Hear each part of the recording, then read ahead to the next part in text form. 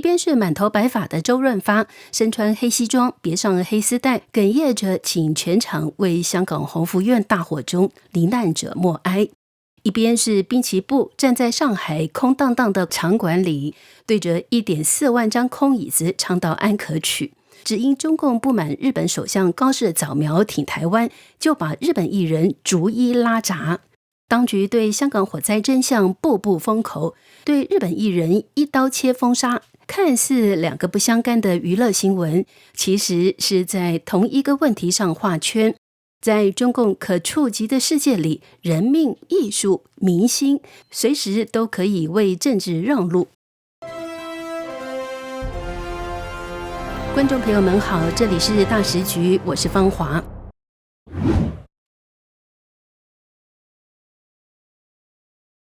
11月26号的下午，香港新界大埔鸿福苑起火，栋31层大楼几乎全被火舌吞噬。这场焚烧超过43小时的5级大火，截至目前已知至少有146人死亡，约200人失踪。罹难者多是老人家和行动不便的居民，被困在发泡胶棚网封死的窗户后面，连看到烟的机会都没有。鸿福苑是个楼龄40多年的旧屋苑，中产基层长者混居，外墙翻新搭棚本来是再平常不过的民生工程，竹棚搭满整个外墙，绿色防护棚网罩住大楼，住户窗户被白色泡沫板岩石封死，说是减噪防尘。风一来，火就顺着棚网往上窜，等到有人发现，对着屋苑大喊着火了。不少住户家里连警铃都没响，等看新闻的家人打电话回来，才知道自己住的那栋楼已经成了火柱。就在政府还在强调正在调查发泡胶可疑的时候，一位香港潜水教练连续3天到现场拍摄，遇到一个特地跑来找媒体的阿婆。阿婆很直白地说，棚网经过了2次大台风，每次吹烂了，承建商都有补新网，但后来补上的棚网颜色、气味都跟最早的不一样。现在整栋楼外墙很可能混了2-3种不同货源的棚网。他最担心的是后来节省成本换上的那一批根本没阻燃功能。他还提醒说，你今天取样检验说合格，也不能代表整栋楼用的都一样，是不是只是拿最好的那一批给你验？现场连潜水教练自己都看到，有些棚网在超大火势下竟然没完全烧掉，颜色也不同，怎么看怎么怪。媒体跟进挖出来，公告显示棚网来源是山东程序化纤省网有限公司，质检报告则是由山东省滨州市检验检测中心检测出具。这家公司法人叫张珊珊，注册地址在被称为中国塑胶省网之都的山东省惠民县，当地同类的公司有上千家，而张珊珊的这家公司员工数是0，疑似只是为了出口而注册的空壳公司。那么就有一些网民怀疑，香港鸿福苑大火是否涉及中共红色资本渗透的问题。中共3年封控防疫期间，就有一个张珊珊靠着与官方合作核酸检测而大发其财。有网民怀疑这位张珊珊是习近平胞弟习远平的妻子的姐妹，这个消息无法核实真假。但香港居民从香港保安局局长邓炳强积极出来背书说棚网合格的现象，高度怀疑此事与红色政商利益链有关。正式的调查也在走流程，香港警方已经以误杀拘捕了承建商3名负责人，廉政公署以工程涉贪拘捕了至少8人，包括了工程顾问、分判商、中间人，其后又再抓了几名工程负责人。但当局抓的都是工程圈里的人，而那些批合格的报告，那些审批工程标的官员，谁来问责？于是大埔鸿福苑火灾关注组发起了民间联署，提出4大诉求： 1. 确保住户安置； 2. 成立真正独立的调查委员会； 3. 彻查工程监管制度； 4. 追究监管失职的政府官员。短短几天内，网上就收到了超过5000个签名，结果联署发起人被捕了，警方以意图煽动为由把他带走问话。北京驻港国安公署火速发声，指责其是反中乱港分子，想以灾乱港，扬言要用国安法严惩。一句话，你可以捐花写吊唁，你不能问为什么会死这么多人，谁要负责？这一刻，很多香港人突然意识到，那句80年来最严重火灾背后有一个更冷的现实。在中共的国安时代，连为灾难问责都可以被当成犯罪。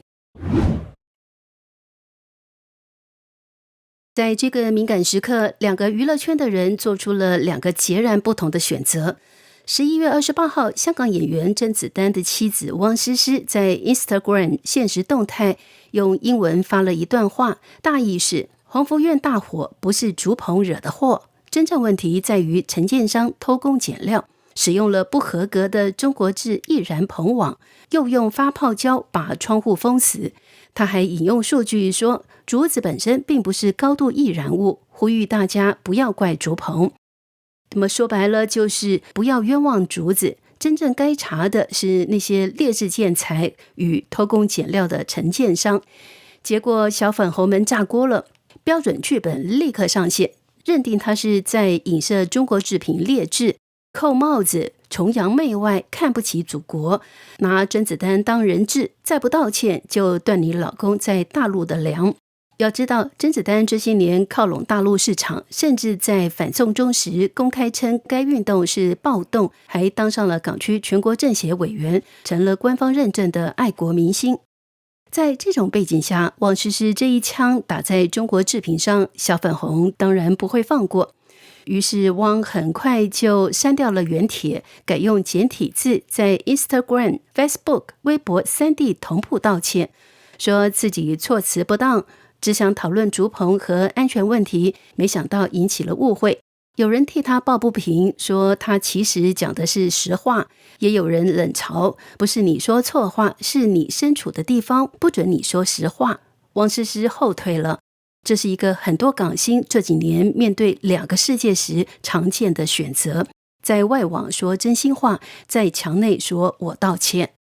那么与此同时，另一位香港影星则是选择站在更前面。11月29号晚，韩国年度盛事2025妈妈颁奖礼回到香港启德体育场举办。原本周润发和杨紫琼曾考虑因鸿福苑大火而取消出席，但最后周润发改变了主意，他要亲自来，还要用自己的方式把这场灾难带到全亚洲观众面前。那晚，他顶着一头白发，一身黑色礼服，胸前别了黑色丝带。轮到他上台颁发年度最佳艺人前，他先说，在颁奖前，我想提出一个小小的请求。亲爱的朋友们，请你们慢慢起来，为我们大埔的居民送上衷心的祝福。他用粤语、普通话、英文3种语言向失去家人朋友的人致意，说到一度哽咽。随后全场熄灯，数万名观众和艺人起立默哀1分钟。灯再亮起来的时候，他又用一句玩笑话，我等妈妈邀请我等了7年，等到头发都白了，把气氛拉回颁奖典礼。颁奖给权志龙拉手跳舞，这些画面被韩国、香港媒体大幅报道，但真正留在不少人心里的是那1分钟的静默和黑暗。那是香港人集体的哀悼，是一种我偏要在全世界面前提起这件事的温柔固执。在国安法阴影下，周润发做的事其实很简单，不谈政治，不喊口号，只是要求大家为罹难者祈福。但越是在什么都能被政治化的年代，这种不怕麻烦、不怕踩线的人味就越显得珍贵。那么再将视线转到上海，这里没有火光，却也有突然熄灭的舞台灯，但此处的熄灯背景完全不同。在日本首相高市早苗再度提到台湾有事是日本的存亡危机事态，明确把捍卫台湾安全写进了日本安全战略后，北京震怒了，外交部官媒齐声怒骂，挑动民间情绪，但光骂还不过瘾，无法宣泄的怒气自然要先由最好欺负的一群人来承受，那就是日本艺人。11月28号，万代南梦宫在上海办游戏嘉年华2025，舞台上，当日本歌手大龟真希正在唱超多80、90后熟悉的《海贼王》片尾曲《Memories》时，现场突然大荧幕全黑，照明全熄，音乐停止。他愣在原地，张着嘴，一脸不可置信。接着，2名工作人员上台，把他的麦克风拿走，把人扶了下去。下面的观众只来得及喊出几声“不会吧”，一刀切，全国一刀切，见证现场。主办方解释，因为不可抗力因素，但大家都心知肚明，这种戏码最近在中国上演不止一次。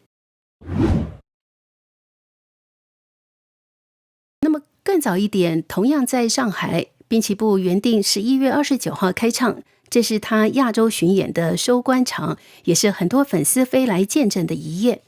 有200多名中日工作人员花了5天搭好的舞台，14000多名粉丝买好票，行程、酒店都安排妥当后，主办方却突然在前一天下午发公告，取消了演唱会，门票将全额退回。理由没说，只称是因不可抗力因素，但大家都懂。按时间线排一排，新闻对照一下，不是舞台有问题，是高射扫描的话，让北京不爽了。很多人以为演唱会就此告吹，没有想到滨崎步在 IG 上透露，他跟200人的团队照样在场馆里对着空无一人的座位完成了整场的演出，还是照流程唱的安可曲。他说这是要向1.4万名原本要来的粉丝交代，也是对所有辛苦搭台排练的中方日方工作人员的一种尊重。他在社群上写道，我仍然强烈认为娱乐应该是一座连接人们的桥梁，而我想站在创作那座桥梁的一方。台下没有掌声，但这种对职业的坚持后来在日文、中文世界引发大量转发。不少人留言说，这才叫真正的艺术家。某些政府可以拉闸，但拉不走人心。一整波封杀日本，电影撤档，演出停办，连胡锡进都觉得太过头。大龟真希、滨崎步并不是孤立，短短几周内，多名日本歌手在中国的演出突然被取消或延期，理由清一色是不可抗力。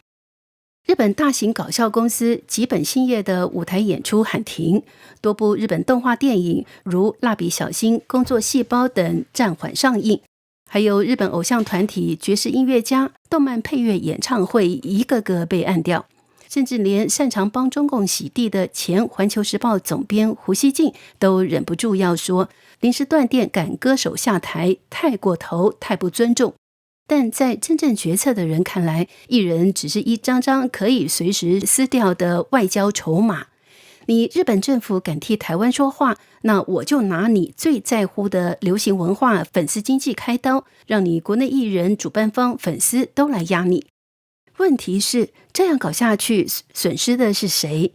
日本艺人损失档期收入，但他们还有世界其他的市场。中国主办方承担场租、赔偿、信誉风险，几万名花了机票、住宿钱的中国粉丝只能对着退票说明干瞪眼。真正被消耗的是当局自己的民心与口碑。同一种逻辑，灾难要控话语权，艺人要为外交捡子弹。把2条故事线放在一起来看，你会发现一个很相似的逻辑。在宏福院大火这边，可以说发泡胶有问题，说是天灾，但不能往红色供应链方向探查。可以设立调验处，拍哭泣民众，但不能把焦点放在谁把不合格建材带进香港。可以抓承建商，抓几个工程中间人，但民间要联署问责政府官员，就会被当作煽动。灾难的伤痛可以被承认，灾难背后的全责只能被淡化。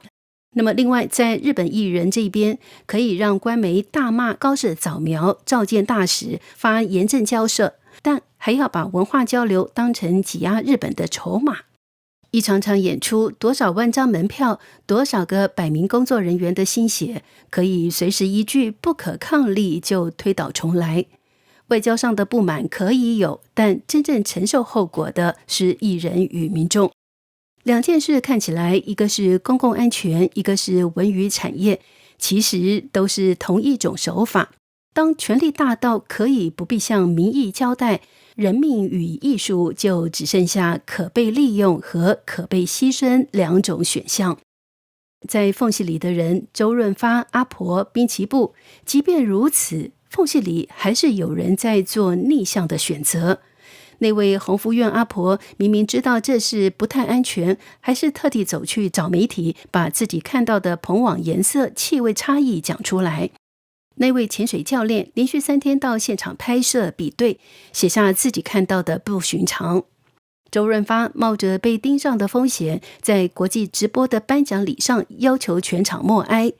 滨崎步在舞台拆之前坚持唱完一整场，只为对粉丝与工作团队有个交代。他们做的事有没有改变制度？暂时并没有，但他们起码在告诉我们，真相可以被压住一时，良知却会用各种方式冒头。有时是一段阿婆的证词，有时是1分钟的暗中默镜，有时是对空椅子演唱的安口曲。对香港人来说，鸿福苑大火是这一代人的集体伤痕；对亚洲乐迷来说，上海的拉闸掐麦与空场开唱，则是一堂活生生的公民教育课。我们看到的不只是娱乐圈的风波，而是一个政权如何对待生命、声音与自由。这里是大时局，感谢您的陪伴与思考，请订阅、分享并打开小铃铛，一起在动荡中坚守真相，在黑暗中点燃希望。